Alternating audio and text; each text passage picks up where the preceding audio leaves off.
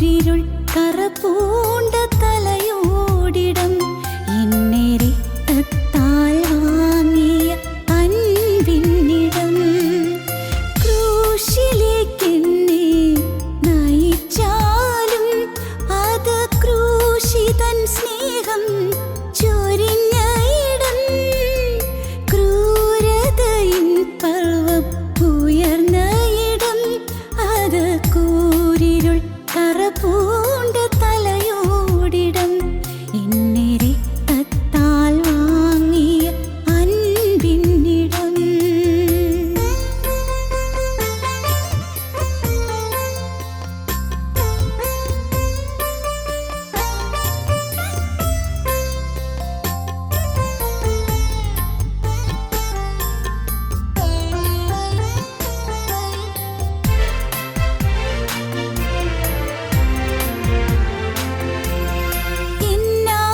എന്നാത്മനൊമ്പരം തീർന്ന ഇടം അത് എൻ പാപപാശങ്ങൾ അഴിഞ്ഞ ഇടം എൻ ഭാവി സർവവും നീത ഇടം അത് എൻ തോഴനേശുവിൽ ചേർന്ന ഇടം ആ തൻ ജീവനിൽ പകർന്ന ഇടം എന്നാത്മനൊമ്പരം തീർന്ന ഇടം അത് എൻ പാപപാശങ്ങൾ അഴിഞ്ഞ ഇടം എൻ ഭാവി സർവവും നീത ഇടം അത് എൻ തോഴനേശുവിൽ ചേർന്ന ഇടം ആ തൻ ജീവനിൽ പകർന്ന ഇടം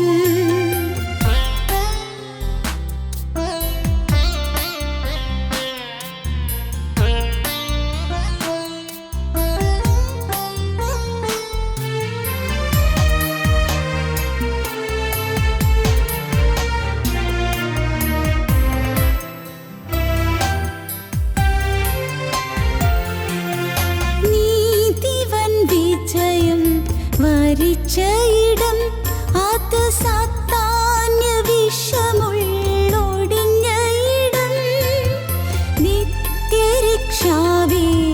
തീർത്ത ഇടം അത് നിത്യത തൻ വീഥി തുറന്ന ഇടം ലോകപാപക്കടം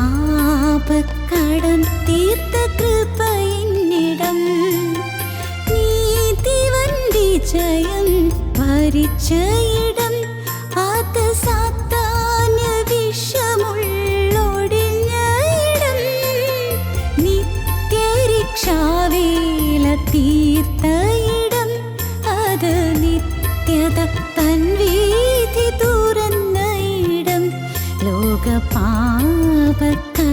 തീർത്ത കൃപയിന്നിടം ക്രൂശിലേക്കെന്നെ നയിച്ചാലും അത് ക്രൂശിതൻ സ്നേഹം ചൊരിഞ്ഞ ഇടം ക്രൂരതയിൻ പർവ്വം ഉയർന്ന ഇടം അത് കൂരിരുൾ കറപൂണ്ട തലയോടിടം എന്നെ രക്തത്താൽ വാങ്ങിയ അൻപിന്നിടം ക്രൂശിലേക്കെന്നെ നയിച്ചാലും അത് ക്രൂശിതൻ സ്നേഹം ചൊരിഞ്ഞ ഇടം ക്രൂരതയിൻ പർവ്വം ഉയർന്ന ഇടം അത് കൂരിരുൾ കറപൂണ്ട തലയോടിടം എന്നെ രക്തത്താൽ വാങ്ങിയ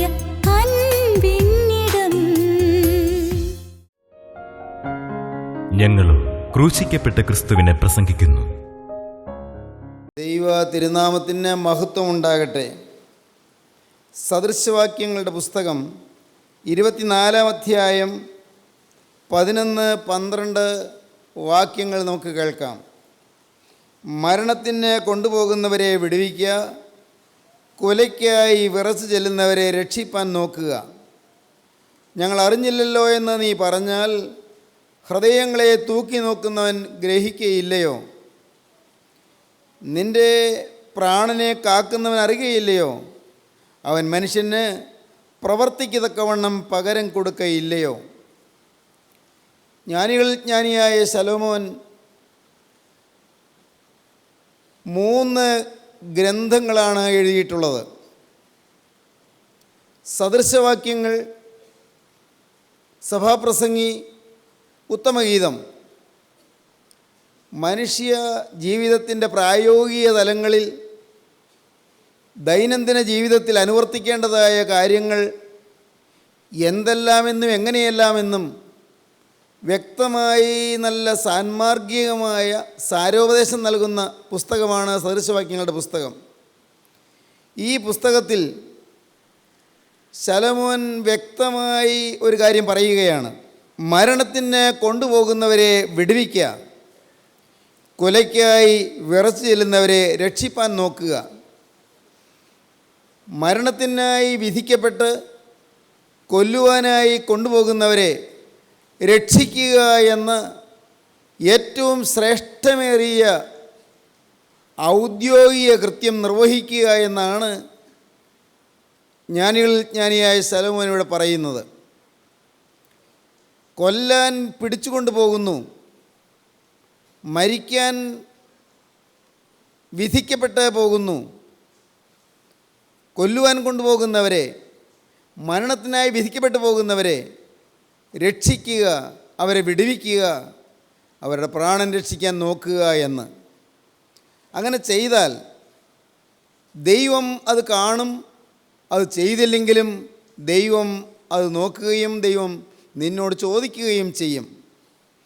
ഞങ്ങൾ അറിഞ്ഞില്ലല്ലോ എന്ന് നീ പറഞ്ഞാൽ ഹൃദയങ്ങളെ തൂക്കി നോക്കുന്നവൻ ഗ്രഹിക്കുകയില്ലയോ? മരണത്തിന് വേണ്ടി കൊണ്ടുപോകുകയായിരുന്നു ഞങ്ങൾ അറിഞ്ഞില്ല എന്ന് നിനക്ക് പറയാൻ സാധ്യമല്ല. കൊല്ലുവാൻ പിടിച്ചുകൊണ്ടു പോകുകയാണ് എന്ന് നിനക്ക് സ്വയം നീതീകരിച്ച് പറയാനും സാധ്യമല്ല.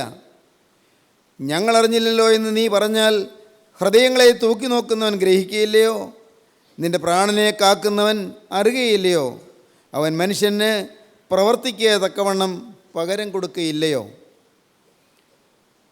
ദൈവത്തിൻ്റെ വേല ചെയ്യേണ്ടതിൻ്റെ ആവശ്യകതയാണ് ഇവിടെ വ്യക്തമായി നമുക്ക് ലഭിക്കുന്ന ആത്മീയമായ പാഠം. കർത്താവിൻ്റെ വേല ചെയ്യുവാൻ നാം ഉത്സുകരായിരിക്കേണ്ടതാണ്. കർത്താവിൻ്റെ വേല ചെയ്യുന്നതിന് നമ്മെ പ്രേരിപ്പിക്കുന്ന വസ്തുത എന്താണ്? യേശുക്രിസ്തുവിൻ്റെ സുവിശേഷം പറയുന്നതിന് ആ ഉത്തരവാദിത്വം നാം ഏറ്റെടുക്കേണ്ടതിൻ്റെ ആവശ്യകത എന്താണ്? മരണത്തിന് നിയമിക്കപ്പെട്ടവരെ വിടുവിക്കുകയാണ്, കൊലയ്ക്ക് കൊണ്ടുപോകുന്നവരെ രക്ഷിക്കുകയാണ്. പിശാച്, സാത്താൻ, the evil power, the evil force, പൈശാചിക ശക്തി അനേകരെ ബന്ധിച്ച് നിത്യ യാതനയിലേക്ക്, നിത്യനരകത്തിലേക്ക്, നിത്യ യാതനയുടെ ഭീകരമായ ശിക്ഷയിലേക്ക് നയിച്ചു കൊണ്ടുപോവുകയാണ്. കൊല്ലുവാനായി കന്നുകാലിക്കൂട്ടങ്ങളെ നയിച്ചു കൊണ്ടുപോകുന്നത് പോലെ മനുഷ്യാത്മാക്കളെ പിശാചുക്കൾ കൂട്ടം കൂട്ടമായി ചങ്ങലയിട്ട് കയറിട്ട് ബന്ധിച്ച് കൂട്ടമായി കൊണ്ടുപോവുകയാണ്.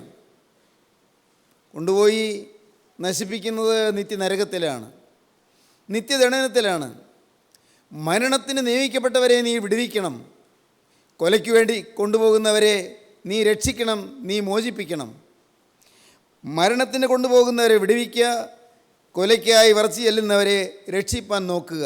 ദാനിയേൽ പ്രവാചകൻ്റെ ജീവിതത്തിൽ നാം ചിന്തിച്ചു വന്ന വിഷയം ദാനിയേലിൻ്റെ പ്രൊഫഷൻ എന്തായിരുന്നു എന്നുള്ളതാണ്.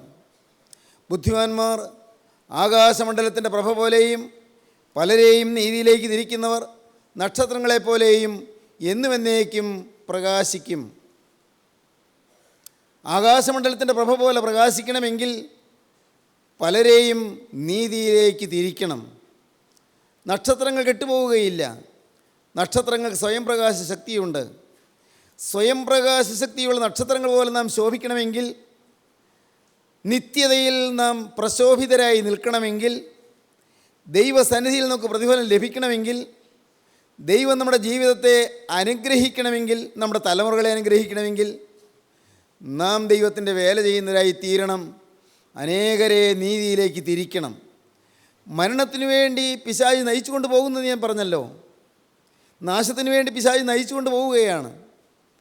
ഏദൻ തോട്ടത്തിൽ തുടങ്ങിയ പൈശാചികൻ്റെ കുടില പ്രവൃത്തികൾ, അവൻ്റെ നിഷ്ഠൂര കർമ്മങ്ങൾ ഇന്നും നിർബാധം തുടർന്നുകൊണ്ടിരിക്കുകയാണ്.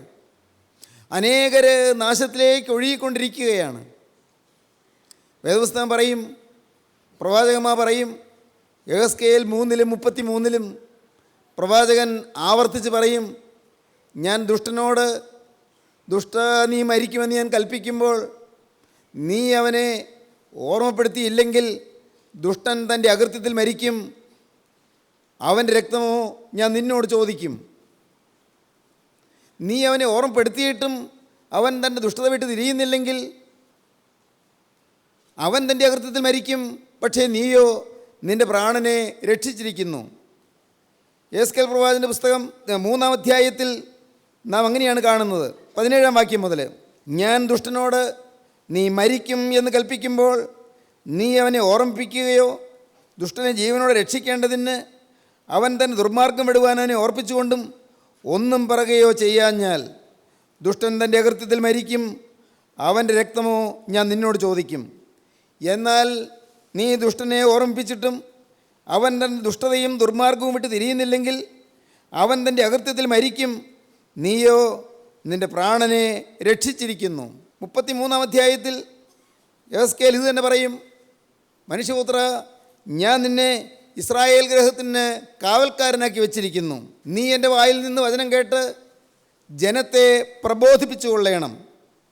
33-ാം അധ്യായം 2-ാം വാക്യം മുതൽ, മനുഷ്യപുത്ര, നീ നിൻ്റെ സ്വജാതിക്കാരോട് പ്രവചിച്ച് പറയേണ്ടത്, ഞാനൊരു ദേശത്തിൻ്റെ നേരെ വാൾ വരുത്തുമ്പോൾ ആ ദേശത്തിലെ ജനം തങ്ങളുടെ കൂട്ടത്തിൽ നിന്ന് ഒരു പുരുഷനെ തിരഞ്ഞെടുത്ത് കാവൽക്കാരനാക്കി വെച്ചാൽ ദേശത്തിൻ്റെ നേരെ വാൾ വരുന്നത് കണ്ടിട്ട് അവൻ കാഹളമൂതി ജനത്തെ ഓർമ്മപ്പെടുത്തുമ്പോൾ ആരെങ്കിലും കാഹളനാദം കേട്ടു എഴുതിക്കൊള്ളാതെ ഇരുന്നാൽ വാൾ വന്ന് അവനെ ഛേദിച്ച് കളയുന്നുവെങ്കിൽ അവൻ്റെ രക്തം അവൻ്റെ തലമേൽ തന്നെ ഇരിക്കും.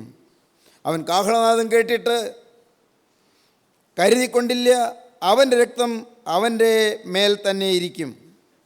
കരുതിക്കൊണ്ടിരുന്നുവെങ്കിൽ അവൻ്റെ പ്രാണനെ രക്ഷിക്കുമായിരുന്നു.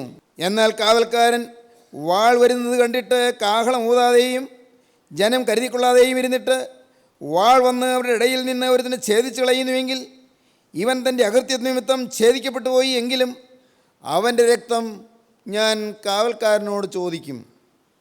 അതുപോലെ മനുഷ്യപുത്ര, ഞാൻ നിന്നെ ഇസ്രായേൽ ഗൃഹത്തിന് കാവൽക്കാരനാക്കി വച്ചിരിക്കുന്നു. നീ എൻ്റെ വായിൽ നിന്ന് വചനം കേട്ട് എൻ്റെ നാമത്തിൽ അവരെ ഓർമ്മപ്പെടുത്തണം. ഞാൻ ദുഷ്ടനോട് ദുഷ്ടാ നീ മരിക്കുമെന്ന് കൽപ്പിക്കുമ്പോൾ ദുഷ്ടൻ തൻ്റെ വഴി വിട്ട് തരുവാൻ കരുതിക്കൊള്ളത്തക്കവണ്ണം നീ അവനെ പ്രബോധിപ്പിക്കാതെ ഇരുന്നാൽ ദുഷ്ടൻ തൻ്റെ അകൃത്യ നിമിത്തം മരിക്കും, അവൻ്റെ രക്തമോ ഞാൻ നിന്നോട് ചോദിക്കും. സഹോദരങ്ങളെ, ആത്മീയമായ അന്ധതയിൽ ഇന്നത്തെ സമൂഹം വലയം ചെയ്യപ്പെട്ടിരിക്കുകയാണ്. വലിയൊരാന്ധ്യം ബാധിച്ചിരിക്കുകയാണ്. സഭകൾ ഉറങ്ങുകയാണ്. ഏതെങ്കിലും പ്രത്യേക സമുദായത്തെ ഉദ്ദേശിച്ച് ഞാൻ പറയുന്നത്, ക്രൈസ്തവ സഭകൾ ഇന്ന് ഉറങ്ങുകയാണ്. സുവിശേഷത്തിൻ്റെ കരുത്ത് ഇന്ന് ക്ഷയിച്ചു പോയിരിക്കുകയാണ്. സുവിശേഷം ഇന്ന് മങ്ങി മയങ്ങിയിരിക്കുകയാണ്. ക്രിസ്തു ഒടുവിലായി പറഞ്ഞത്, നിങ്ങൾ നാനാദേശങ്ങളിലും പോയി സകല ജാതികളോടും, ലോകമൊക്കെയും പോയി സകല ജാതികളോടും സുവിശേഷം പ്രസംഗിപ്പീൻ എന്നാണ്. ആകയാൽ നിങ്ങൾ പുറപ്പെട്ട് പിതാവിൻ്റെയും പുത്രൻ്റെയും പരിശുദ്ധാത്മാവിൻ്റെ നാമത്തിൽ സ്നാനം കഴിപ്പിച്ചും ഞാൻ നിങ്ങളോട് കൽപ്പിച്ചതൊക്കെയും പ്രമാണിപ്പാൻ തക്കവണ്ണം ഉപദേശിച്ചും കൊണ്ട് സകല ജാതികളെയും എൻ്റെ ശിഷ്യരാക്കിക്കൊള്ളുവീൻ എന്ന് കർത്താവ് പറഞ്ഞു. ഒടുവിലായി തൻ്റെ ശിഷ്യന്മാരുടെ കർത്താവ് പറഞ്ഞത് അങ്ങനെയാണ്. എന്നാൽ ഇന്ന് ഈ മഹത്വകരമായ ശുശ്രൂഷ എവിടെ നടക്കുന്നുണ്ട്? വഴിതെറ്റിപ്പോകുന്നവരെ നേരെയാക്കുവാൻ ശ്രമിക്കുന്നുണ്ടോ? യൗവനക്കാർ നശിച്ചു പോകുന്നു. അനേകം യൗവനക്കാർ ഭീകരമായ പല ദുഷ്പ്രവണതകളിലും കെട്ടപ്പെട്ട് കഴിഞ്ഞിരിക്കുന്നു. മയക്കുമരുന്നിൻ്റെ അടിമകളായിത്തീരുന്നു. മദ്യത്തിൻ്റെ നീരാളിപ്പിടുത്തത്തിൽ അമർന്നടിഞ്ഞു പോകുന്നു. കഞ്ചാവ്, ചരസ്, മെരിജുവാന മുതലായവയുടെ അടിമത്വത്തിൽ യുവാക്കൾ വീട് കഴിഞ്ഞിരിക്കുന്നു. ഇന്നത്തെ കോളേജ് ക്യാമ്പസുകളിലും ഹോസ്റ്റൽ മുറികളിലും നടക്കുന്ന ഏറ്റവും വികൃതമായ പ്രവർത്തന സരണികൾ മനുഷ്യജീവിതത്തെ ഞെട്ടിപ്പിക്കുന്നവയും ലജ്ജിപ്പിക്കുന്നവയുമായി തീർന്നിരിക്കുന്നു. യുവചേതന നഷ്ടപ്പെട്ടുകൊണ്ടിരിക്കുന്നു, നശിച്ചുകൊണ്ടിരിക്കുന്നു, ജീർണിച്ചുകൊണ്ടിരിക്കുന്നു. സഹോദരങ്ങളെ, ഇന്ന് മനുഷ്യർ പരസ്പരം സ്നേഹം നഷ്ടപ്പെട്ടു തുടങ്ങിയിരിക്കുന്നു. വർഗവിദ്വേഷങ്ങൾ, മതവൈരാഗ്യങ്ങൾ, സമുദായ വൈരുദ്ധ്യങ്ങൾ, സമുദായ സ്പർദ്ധകൾ, കക്ഷി മത്സരങ്ങൾ, സമുദായങ്ങളിൽ പോലും പള്ളികളിൽ പോലും കേസുകളും വഴക്കുകളും ബഹളങ്ങളും കത്തിക്കുത്തുകളും ഭീകരമായ ആക്രമണങ്ങളും ഇതെല്ലാം അഴിഞ്ഞാടിക്കൊണ്ടിരിക്കുന്നു. ക്രൈസ്തവത്വം ഇന്ന് വാസ്തവമായി മനുഷ്യൻ്റെ മുന്നിൽ ലജ്ജാവിഷയമായി മാറിയിരിക്കുന്നു. ക്രിസ്തുവില്ലാത്ത ക്രിസ്ത്യാനികൾ, ക്രിസ്തുവില്ലാത്ത സുവിശേഷങ്ങൾ. ഒടുവിലത്തെ കാലയളവിനെക്കുറിച്ച് അപ്പോസ്തലനായ പൗലോസ് നൂറ്റാണ്ടുകൾക്ക് മുമ്പ് എഴുതി. പ്രിയ ശിഷ്യനായി തീമോത്തിയോസിന് എഴുതി, അന്ത്യകാലത്ത് ദുർഘട സമയങ്ങൾ വരുമെന്നറിയുക എന്ന്. തീമോത്തിയോസിന് എഴുതിയ രണ്ടാമത്തെ ലേഖനം 3-ാം അധ്യായം 1-ാം വാക്യം മുതൽ വായിക്കുമ്പോൾ അങ്ങനെയാണ് കാണുന്നത്. അന്ത്യകാലത്ത് ദുർഘട സമയങ്ങൾ വരും എന്നറിയുക. മനുഷ്യർ സ്വസ്നേഹികളായി തീരും, ദ്രവ്യാഗ്രഹികളായി തീരും, വമ്പ് പറയുന്നവരും അഹങ്കാരികളും ദൂഷകന്മാരും, അമ്മയപ്പന്മാരെ അനുസരിക്കാത്തവരും, നന്ദി കെട്ടവരും, അശുദ്ധരും, വാത്സല്യമില്ലാത്തവരും, ഇണങ്ങാത്തവരും, ഏഷണിക്കാരും, അജിതേന്ദ്രിയന്മാരും, ഉഗ്രന്മാരും, സൽഗുണദ്വേഷികളും, ദ്രോഹികളും, ധാർഷ്ട്യക്കാരും, നിഗളികളുമായി, ദൈവപ്രിയമില്ലാതെ ഭോഗപ്രിയരായി, ഭക്തിയുടെ വേഷം ധരിച്ച് അതിൻ്റെ ശക്തിയെ ത്യജിക്കുന്നവരുമായിരിക്കും. ഭക്തിയുടെ വേഷമുണ്ട്, അതിൻ്റെ ശക്തിയില്ല. വേഷത്തിൽ ഭക്തിയുണ്ട്, നമസ്കാരങ്ങളുണ്ട്, ആരാധനകളുണ്ട്, കൺവെൻഷനുകളുണ്ട്, പ്രസംഗ പരമ്പരകളുണ്ട്, ബൈബിൾ ക്ലാസ്സുകളുണ്ട്, സെമിനാരി പഠനങ്ങളുണ്ട്, എല്ലാം ഉണ്ട്. പക്ഷേ ഭക്തിയുടെ വേഷമുണ്ട്, അതിൻ്റെ ശക്തി ത്യജിക്കുന്നവരുമായിരിക്കുമെന്ന് വിശുദ്ധ ബൈബിളിൽ പരിശുദ്ധാത്മാവ് അപ്പോസ്തലൻ നാവിൽ കൂടി പറഞ്ഞത് ഇന്ന് അക്ഷരാർത്ഥത്തിൽ നിറവേറിക്കൊണ്ടിരിക്കുന്നു. ഇവയെ നോക്കി നെടുവീർപ്പിട്ട് നാം തളരാനല്ല, നേരെ മറിച്ച് പുതുബലം നാം ആർജിച്ചുകൊണ്ട് സമൂഹത്തിൽ ക്രിസ്തുവിനെ വഹിക്കുന്ന വിശുദ്ധ ക്രിസ്ത്യാനികളായി നിൽപ്പാനാണ് നമ്മെ ഓരോരുത്തരെക്കുറിച്ച് ദൈവം ആഗ്രഹിക്കുന്നത്.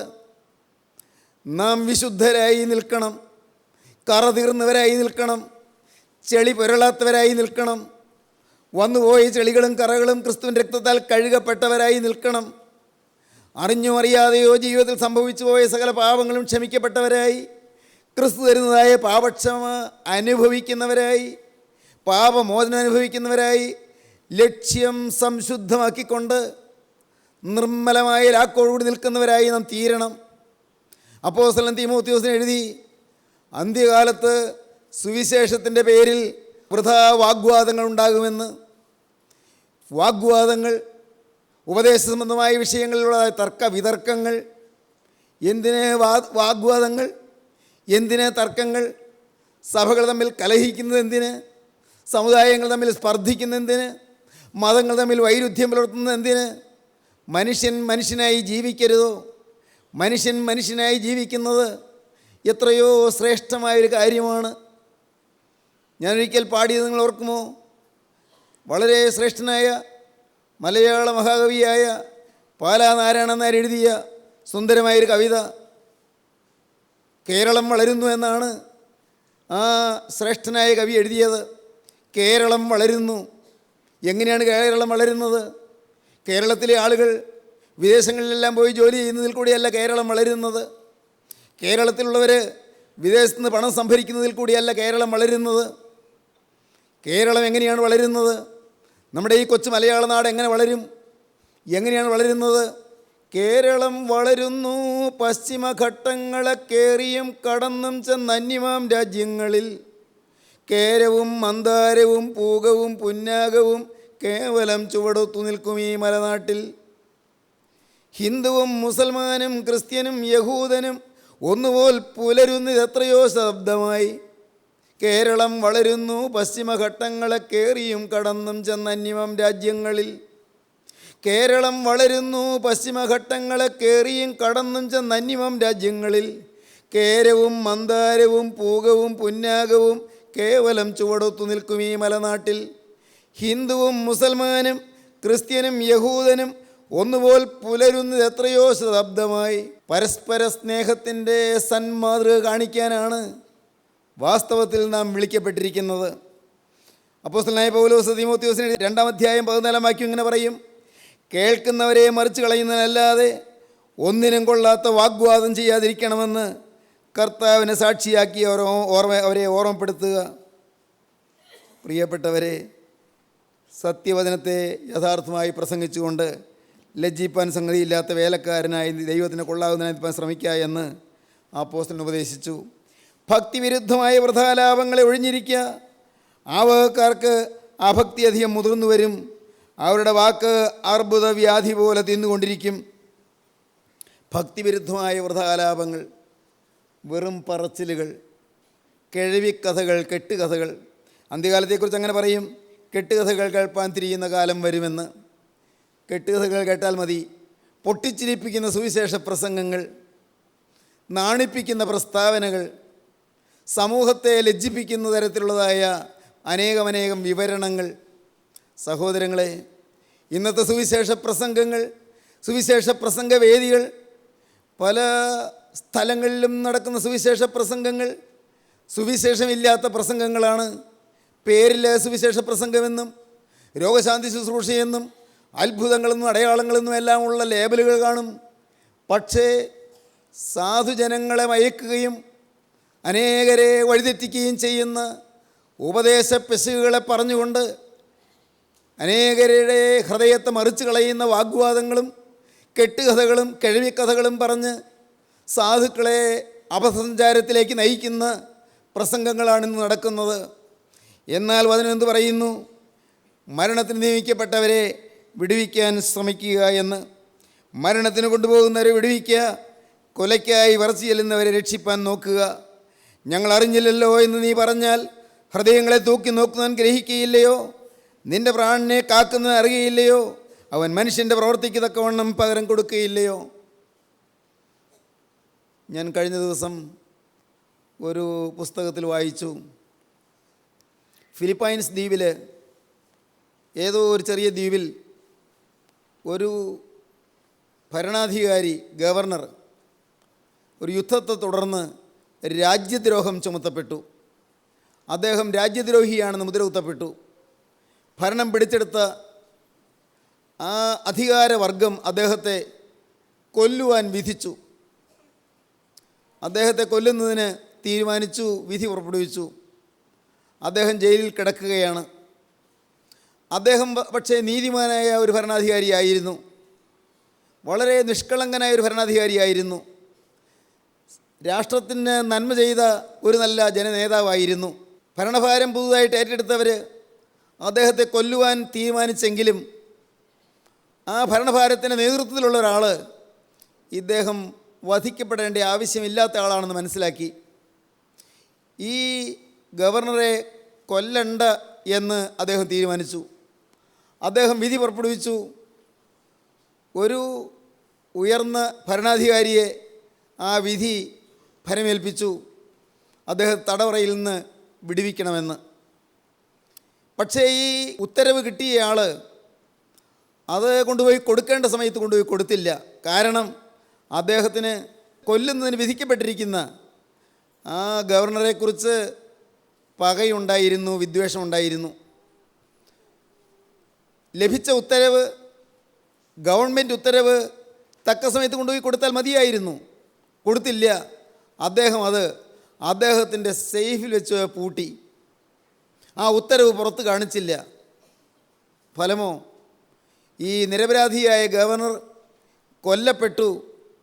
കൊല്ലപ്പെട്ടതിന് ശേഷമാണ് ആ ഉത്തരവ് പുറത്ത് വന്നുള്ളൂ. പ്രിയപ്പെട്ടവരെ, നമ്മൾ അനേകം പേര് മരണത്തിന് വിധിക്കപ്പെട്ടവരെ വിടുവിക്കാനുള്ള ഉത്തരവ് കയ്യിൽ വെച്ചുകൊണ്ടിരിക്കുകയാണ്. സ്നേഹിതരെ, നിങ്ങളുടെ കയ്യിൽ ആ ഉത്തരവ് കരുണയുള്ള കർത്താവ് ഭരമേൽപ്പിച്ചിട്ടുണ്ട്. നിങ്ങൾ ഓരോരുത്തരെയും മരണശിക്ഷയ്ക്ക് വിധിക്കപ്പെട്ടിരിക്കുന്നവരെ വിടുവിക്കാനുള്ള ഉത്തരവ് ജീവനുള്ള ക്രിസ്തു നിങ്ങളുടെ കയ്യിൽ തന്നിരിക്കുകയാണ്. നരകത്തിൽ നിന്ന് വിടുവിക്കാനുള്ള ഉത്തരവ്, ഭീകരശിക്ഷയിൽ നിന്ന് വിടുവിക്കാനുള്ള ഉത്തരവ്, നരകയാതനയിൽ നിന്നും വേദനയിൽ നിന്നും വിടുവിക്കാനുള്ള ഉത്തരവ്, നിത്യമരണത്തിൽ രക്ഷിക്കാനുള്ള ഉത്തരവ്, അതത്രേ സ്വർഗത്തിൻ്റെ ഉത്തരവാണ്.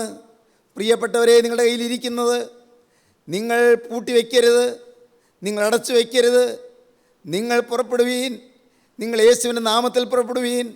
നിങ്ങൾ ക്രിസ്തു ഉള്ളവരായി തീരുവീൻ, ക്രിസ്തുവിനെ വഹിക്കുന്നവരായി തീരുവീൻ.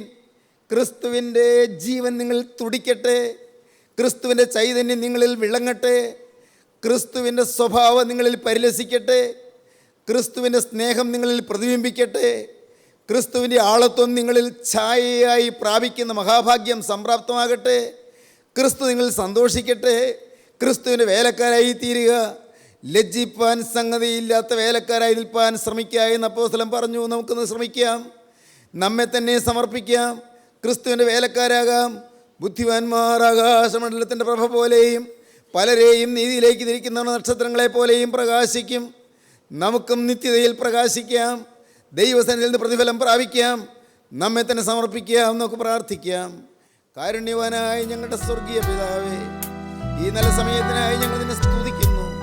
തന്ന പരിശുദ്ധമായ ആലോചനകൾക്കായി ഞങ്ങൾ നിന്നെ സ്തുതിക്കുന്നു.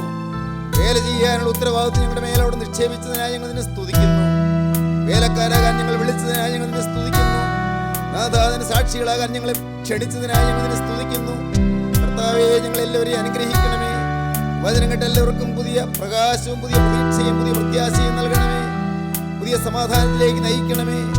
കർത്താവേ, കുടുംബമായി അനുഗ്രഹിക്കണമേ. യേശു ക്രിസ്തുവിൻ്റെ വിലയേറിയ നാമത്തിൽ തന്നെ. ആമീൻ. ഹല്ലേലൂയ.